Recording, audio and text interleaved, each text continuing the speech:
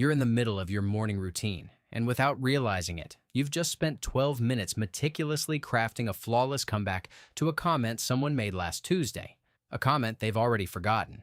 Or maybe you're on a long drive, and somewhere between mile markers, you've delivered a eulogy, accepted a prestigious award, and had a deeply emotional reconciliation with a friend you haven't spoken to in years. Then reality jolts you back, and you realize you missed your exit, lost in a world that felt far more significant than the one outside your windshield. If any of that resonated enough to make you pause, then you're in the right place. Because there's a hidden psychological pattern that plays out inside a very specific kind of mind, and it's almost never discussed with the nuance it deserves. This isn't just casual daydreaming, the kind everyone does while waiting for coffee. No, this is something far more intricate. A habit that can transform from a simple mental escape into a fully furnished alternate reality. And the reason this phenomenon stays so misunderstood is that the people who experience it are often the least likely to recognize it as a pattern. From the inside, it doesn't feel like a problem to solve, it feels like a sanctuary. So, what's actually taking place in your brain when you slip into these elaborate internal worlds?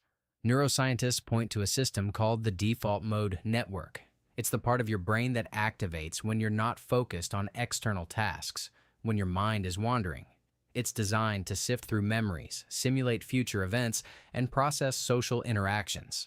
In a healthy brain, it's a background process, but for some people, this network becomes the main stage. The brain starts to prioritize these internal simulations, finding them more satisfying and rewarding than navigating the messiness of real life. This marks a critical shift. Because once that internal world feels more substantial, the real world can start to feel muted, less vibrant, like a faded photograph. Back in 2002, a clinical psychologist named Eli Sommer formally documented this intense pattern and gave it a name: maladaptive daydreaming. While the clinical term is useful, it barely scratches the surface of what it feels like to live inside such a vivid internal landscape. What his research revealed was startling. Individuals weren't just occasionally zoning out, they were dedicating hours, sometimes the majority of their waking day, to intricate narratives they'd constructed. These weren't fleeting thoughts, but fully developed sagas with recurring characters, complex plots, and emotional arcs that spanned years. What united almost all of them was a common thread. The fantasy world was fulfilling a need that the real world was failing to satisfy.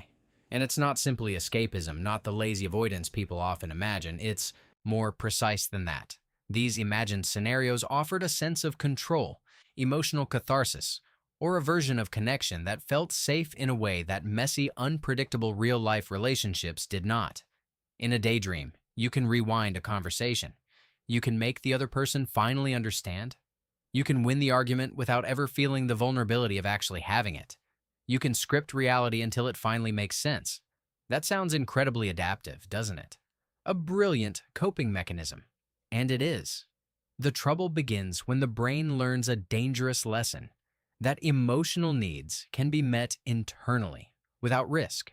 When that lesson becomes deeply ingrained, the friction of reality starts to feel genuinely unbearable compared to the frictionless world inside your head. Real people are unpredictable. Real conversations are messy. True intimacy requires patience and a tolerance for uncertainty. The daydream, on the other hand, never lets you down. It's always there, always willing to give you exactly what you need. So, you return to it again and again. This isn't about creativity, though. Some of the most imaginative artists don't experience this compulsion, while others who have never written a word of fiction do it daily. It's not a measure of intelligence either. Research suggests a personality trait called absorption is a key factor, the ability to become deeply, immersively focused. This means those prone to this are often the same people who can get completely lost in a piece of music, or who feel a movie so intensely it leaves them emotionally drained for days. They feel everything more deeply, so they built a world where they could feel on their own terms. And then there's the most corrosive part. The hidden shame. When you're 40 minutes deep into a scenario where you're finally confronting a childhood bully or expressing a long-suppressed feeling, a part of you knows time is passing.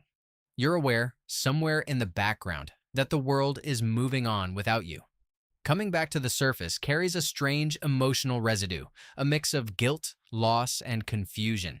And before you've even consciously registered it, you're already sinking back into the daydream, seeking comfort from the very discomfort the daydream created. So the cycle tightens. The shame fuels the need. The need deepens the habit. The habit begins to consume the space where your actual life is supposed to be unfolding. But does this mean there's something inherently broken in people who do this? Absolutely not. In fact, the research suggests the opposite. Individuals who develop this pattern are often those who, at some point, needed an escape hatch that reality wasn't providing. Perhaps their childhood environment was unsafe, or they faced chronic loneliness in spaces that were supposed to feel welcoming. Maybe they were simply too sensitive, too perceptive for the world they landed in. And this was the most creative, least destructive way their mind found to cope. The daydream, in other words, wasn't the problem itself. It was the solution to a problem. The real question isn't whether it's good or bad. The real question is whether it's still serving you now, or whether it has started to cost you more than it gives you. And this is the moment I want you to pause and reflect. Some people, upon recognizing themselves in this description, will instinctively want to eradicate their inner world entirely. They'll see it as a flaw to be excised. But that's not what a healthy path forward looks like. The goal isn't to become someone who never disappears into their own head.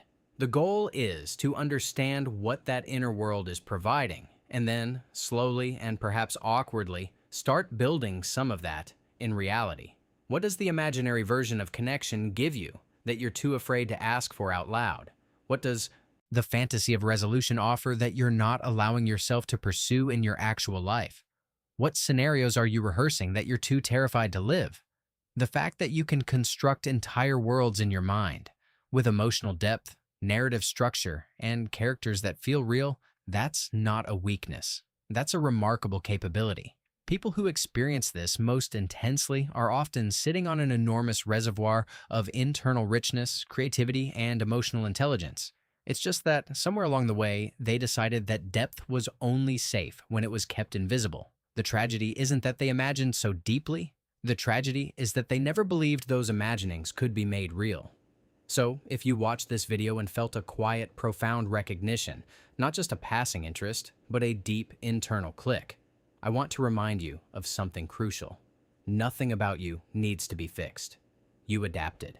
You built a world that kept you safe, creative, and alive when the real one wasn't doing its job. Most people never realize they're doing it. If you're interested in going deeper into the psychology of human behavior and the hidden patterns of the mind, I've put together a collection of books that explore these topics in more detail.